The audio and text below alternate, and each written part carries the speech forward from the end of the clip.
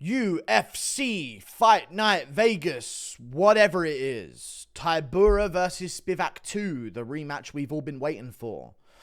Takes place this weekend, and I'm going to go through the entire card, starting with the early prelims, ending with the main event, giving my prediction and breakdown for every single fight on the card.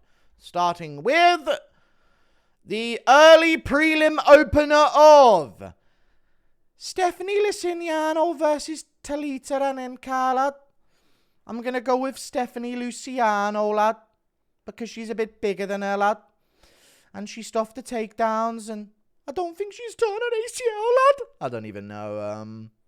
But I'm going to go with Stephanie Luciano, lad, because I watched back the first fight, and seemed like Talita Alencar had a bit of a Makayev game plan, so I'm going to go with Stephanie Luciano, lad. Yeah, I'll go with Stephanie Luciano. I watched the first fight on the Contender Series, and although Talita Alencar had a lot of control time, she couldn't really get any finishes, and that's a big thing to know, because some people are just really good at not getting finished in jiu-jitsu positions that are negative towards them, and Luciano seems like one of them. So I'm going to go with her winning. She beat the shit out of Alencar in the third round of that fight, and arguably should have just been given the second based on body language of Alencar just diving for the legs over and over again. So I'm going to go with Luciano in this rematch. Moving on up the card, Jarno Errens versus Youssef Zalal. I'm going to go with Youssef Zalal to win this fight. I picked him to beat Billy Quarantillo in his return fight to the UFC because he's good at floating around on the outside and playing the tit-for-tat point game. And we've seen a lot of Jarno Errens on the outside playing tit-for-tat with the point game. Now, I think that Jarno Errens is actually quite good at fighting, funnily enough. I think he's rather okay at it. He actually had a really good last performance against Steven Nguyen. However, Youssef Zalal is not Steven Nguyen. He has way more experience. He's already had a run in the UFC that didn't work out because he ran into Ilia Topuria during one of those fights and actually took him to a 29-28 or /30-27 decision. So I'm going to go with Youssef Zalal. I think he's extremely underrated, and I'm going to pick him. Jarno Errens lost to Sungwoo Choi. You're an embarrassment. We move on. Up the card, it's Karl Williams versus Jhonta Diniz. I imagine the majority of people are going to be picking Karl Williams here over Jhonta Diniz. But I can't see the fucking odds because the card's so shit. They're not even putting up the odds for certain fights. So I'm going to just gander on Jarno Errens here. He's not even fighting this one. Jhonta Diniz. I'm going to go with Jhonta Diniz. I know he got held down by Austin Lane. However, he stayed safe. And when he got his opportunity, put the guy out cold and slept him. Because he's a dangerous man, I tell you. Karl Williams has shown a habit in his recent fights in his career where he must be absolutely wobbled, nearly unconscious on the feet before he decides to shoot for a takedown. He had an iffy one against Sherman, an iffy one against Tafar especially, where he kept getting wobbled and then just shooting a takedown. And because Justin Tafar is morbidly obese, I mean, he couldn't get back up off of his back even if Karl Williams wasn't on top of him. So the guy's a bit small for the division. I think Jhonta Diniz is going to handle this quite well, and I don't think that Karl Williams can afford to get hurt on the feet first in this matchup, because I reckon that Jhonta Diniz, if he does, will be able to find the finishing shots. So I'm going to go with Jhonta Diniz getting this one done, plus he's just bought himself a whole bunch more time to work on his takedown defense. I don't see Williams' stand-up being a threat for him at all, so I'm going to go with Jhonta Diniz. We move on. Up the card, it's Karol Rosa versus Pannie Kianzad. Lad, I'm going to go with Kianzad. I'm not going to go with Kianzad. I'm going to go with Karol Rosa, lad. You mad worm. You fucking worm, lad. I'm going to go with Karol Rosa winning that one.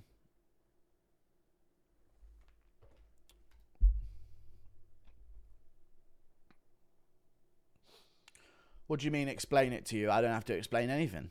Actually, I'll just pick whatever the fuck I want. So I'm going with Karol Rosa. Nah, I just think she's more committed to the game.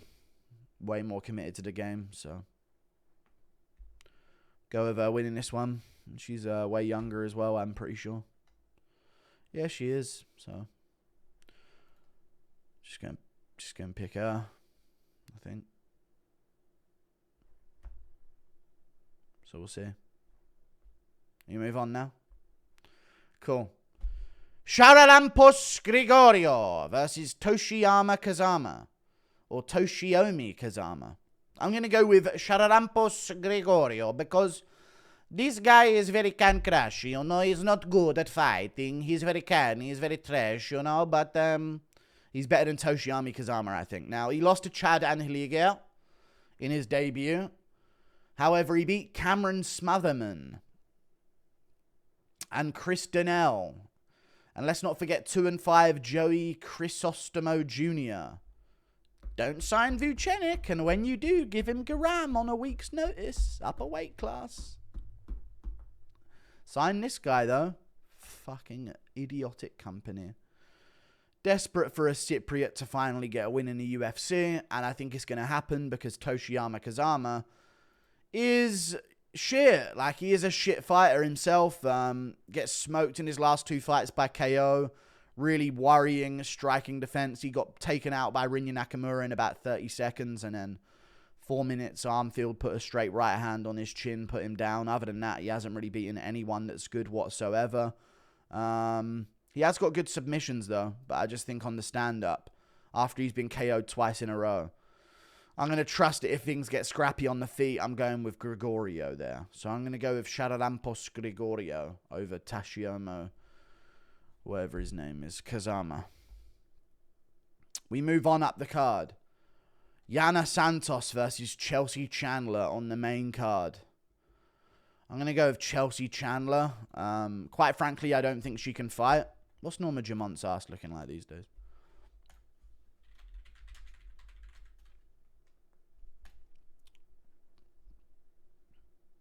No pics recently or no updates or anything. Oh, there's a good video of her doing some like or something. It's a good arch, to be fair.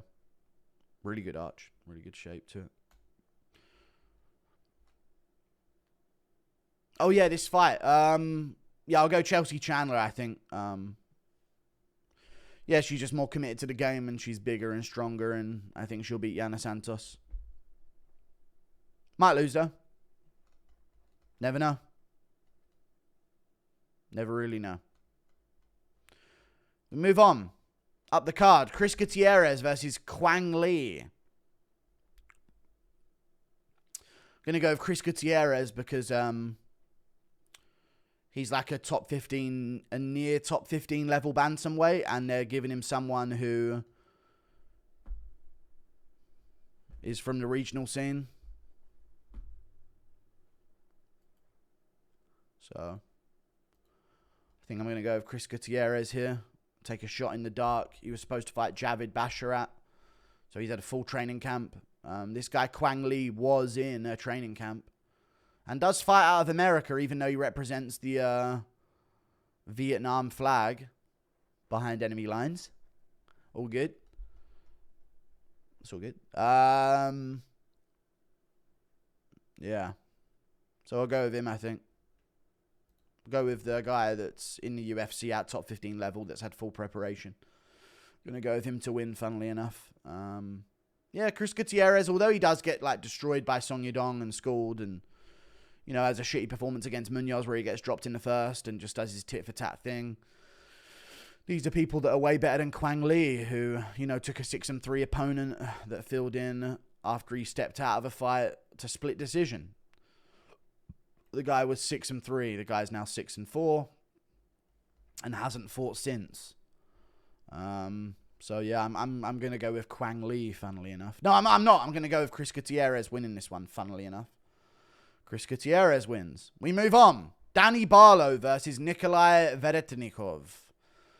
Now, I do want to maybe go with the idea of Nikolay Veretennikov, but he's taking it on short notice here. I don't mind him getting this one done because he actually gave Michael Morales a bit of a good first round on the feet. Like, he's not a schmuck, you know what I mean? On the Contender Series, he was landing really good shots on Morales on the feet.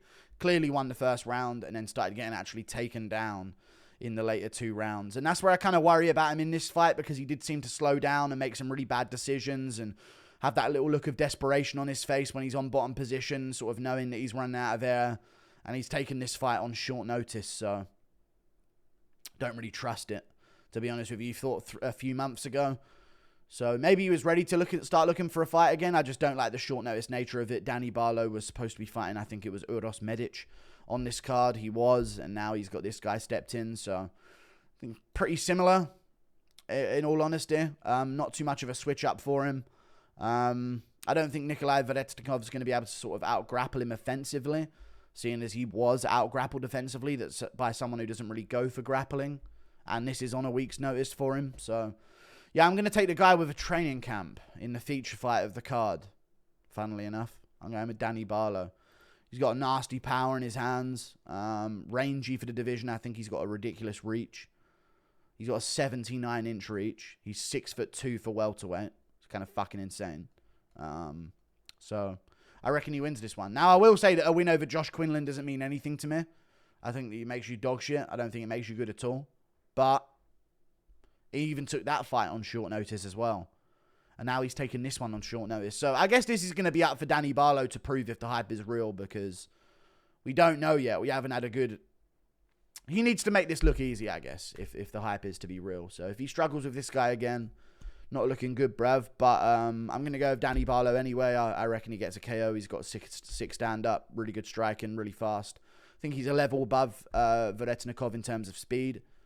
I think in the first round, it might be apparent. So I'm going to go first round TKO, Danny Barlow, star-making performance. We move on. Chepe Mariscal versus Damon Jackson. God, this one's a historic battle. Damon Jackson's really working on... This is literally a battle of the hairlines, you know. Damon Jackson was cursed with the Megamind. Yet Chepe Mariscal was blessed, or not blessed even, because he looks a bit Neanderthalic, but, you know, got that shit fucking like a secondary set of eyebrows, basically, that hairline. You know what I mean? I'm going to go with Chepe Mariscal. I think he's fucking proven himself recently. Even though a lot of his fights have asterisks next to them, you know, the Morgan Charrier fight, he arguably lost. Jack Jenkins fight, he was losing, and then he slammed him, and, you know, the arm pulled out of socket, whatever it was. Trevor Peek fight, I hate him, and I don't like him, and you're not allowed to beat Trevor Peek, so I don't count it. But I'm going to go with Chepe Mariscal over Damon Jackson. Damon Jackson's good at grappling, but Chepe Mariscal's got really good scrambles, and he's a little ball of muscle for the division, so he's really hard to pin down. And on the feet, I think he's got a massive advantage over Damon Jackson. Even though Damon Jackson did just beat Alexander Hernandez, I'm still going to go with Chepe Mariscal over Damon Jackson. I just think he's levels above him on the feet, and he'll keep scrambling with him. I think he'll be harder to get the back of. I think he'll be harder to get half guard and camp on top of. So I really like Chepe Mariscal's scrambles and his urgency in the scrambles, and I think he's a little ball of muscle that's really good at scrambling takedowns and pretty decent on the feet. So I think that, along with the pressure, is going to affect Damon Jackson. Plus, Jackson might be sort of thrown off by hairline envy when Chepe Mariscal's looking across from him, and that maybe that will sort of create some spitefulness that's going to lead to him maybe overthrowing on some shots and getting KO'd. So I'm going to go with Chepe Mariscal being a slightly worse Dan Ige, and that being enough to beat Damon Jackson, because Ige slept Jackson out cold badly. We move on. Marcin Tybura versus Sergey Spivac. I'm going to go with Sergey Spivac. I'm going to go with Marcin Tybura, actually, over Sergey Spivac. I don't think Tybura can be finished on the ground. And their first fight, Tybura won. A lot of people don't even know this is even a fucking rematch. Why would you? Why would you care about this card? It's just getting in the way of other content. But yeah, I'm going to go with Marcin Tybura over Sergey Spivac. He did really good in the first fight that they had against each other. Of course, this was a much younger Spivac, but I don't really see any improvements in Spivac's game. Derek Lewis is a fat loser who never improves anything, so Spivac choked him out. I was wrong there. Fair play, all good. But Tybura very clearly won their first fight, you know, and he was the one actually getting takedowns on Spivac, and Spivac only tried one takedown the whole fight, and Tybura was outstriking him on the feet as well. So, you know, Spivac had a decent second round, and it got a little bit messy and like horrible to watch and shit, but I'm going to go with Tybura, man. The fact that he was even the one sort of pushing for the grappling exchanges and winning them in the first fight that they had is a good sign. I think Tybura is very elusive on the feet. Recent fights, we've seen him show really good takedown defense. You know, we saw that against Blagojevich. We saw it against Romanov even as well, where he won that fight after Romanov started to slow down after the first round. I think that's a really good look for him here against Sergey Spivac. I'd say Sergey Spivac maybe does better chaining wrestling together. But in terms of who can put on a more dominant first round of grappling, I think it actually is Romanov. And if Tybura can withstand that and win the second and third round, fair play, it was at altitude. But I still think Tybura is going to be good enough to win this one. And he landed like 2 shots on Aspinall. That needs to be mentioned. This guy landed like 2 shots. So I think that's a big, big factor because Sergey Spivac, how many did he land on Aspinall? Let me find out real quick. If I can. Huh, no, I can't load anything. How funny.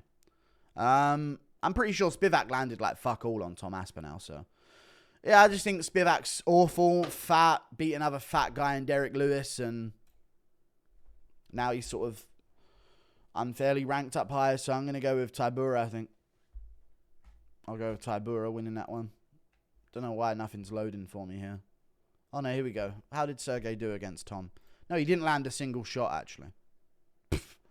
Okay, well, yeah, I'm going to go with Tybura, I think. At least he throws some shit. 5-rounder as well, definitely favors Tybura, you know. Definitely favors Tybura. He's really good at cardio, so I'll trust in Tybura here.